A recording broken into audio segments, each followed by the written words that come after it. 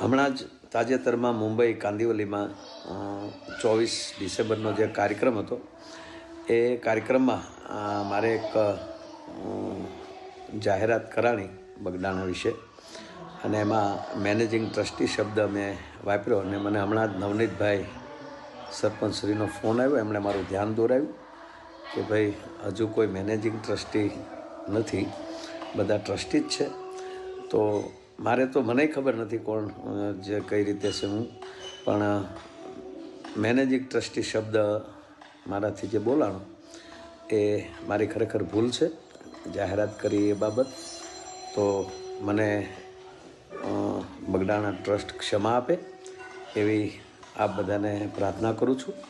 જય શારામ, બાપા સીતારામ.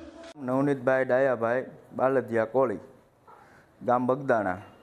માં ઘણા સમયથી બગદાણા ગુરુ આશ્રમના ટ્રસ્ટીની હારે થોડુંક આમથી આમ ચાલે છે. યોગેશભાઈ સાગર, જેઓનું મુંબઈમાં થોડા દિવસ પહેલાં કાંઈ હશે ભજન, એમાં માયાભાઈ આહિરે એવું કીધેલું કે આ મેનેજિંગ ટ્રસ્ટી યોગેશભાઈ સાગર છે. તો અત્યારે હાલમાં કોઈ બગદાણા ગુરુ આશ્રમની અંદર મેનેજિંગ ટ્રસ્ટી નથી. તો મેં આતાને વાત કરી કે આતા આ રીતનું છે કે બગદાણા મેનેજિંગ ટ્રસ્ટી કોઈ છે નહીં. તો આતાએ કીધું કે હું તમને એની માફી ઓલી કરી અને રીલ્સ મોકલી દઉં છું. તો મેં કોઈ એવું એને કીધું નહોતું આતાને કે તમે મને મોકલ્યો, પણ મને આતાએ મોકલી એટલે મેં મારા જાયભાઈઓને મોકલી. પછી બીજા દિવસે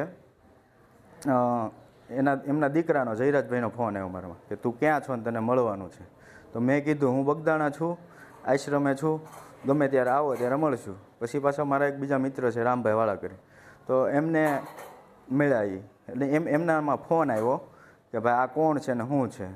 તો રામભાઈ કીધું કે જાયભાઈ છે, એવું કાંઈ છે નહીં. એનું બધું મને બોલાવ્યો, વાતચીત કરી તો એવું કાંઈ હતું નહીં. પછી આ લોકો રાતે આવ્યા છે ને મારું ટ્રેક્ટર ઊભું રાખ્યું. ટ્રેક્ટર ઊભું રાખી અને ટ્રેક્ટરમાંથી છાવી કાઢી ગયા. મારા છોકરાનો ફોન આવ્યો કે પપ્પા કોઈ આપણા ટ્રેક્ટરમાંથી છાવી કાઢીને ટ્રેક્ટર ઊભું રાખીને અહીંથી વહી ગયા છે. તો હું ત્યાં ગયો તો પછી ગાડી પાછળ, ગાડી લઈને હતા, વેરના ગાડી હતી, અને એની પાછળ હું ગયો. તો પછી એ લોકોએ ગાડી આગળ જવા દીધી. તો પછી પાછળ મારી પાછળ ગાડી આવીને કે તું કેમ અમારી રેકી કરે છે. તો એમાંથી 4 જણા ઉતરી ખાલી એટલું બોલી અને ધોકાને પાઇપે મને મારીને હાથે પગે બધે ઈજા કરી છે.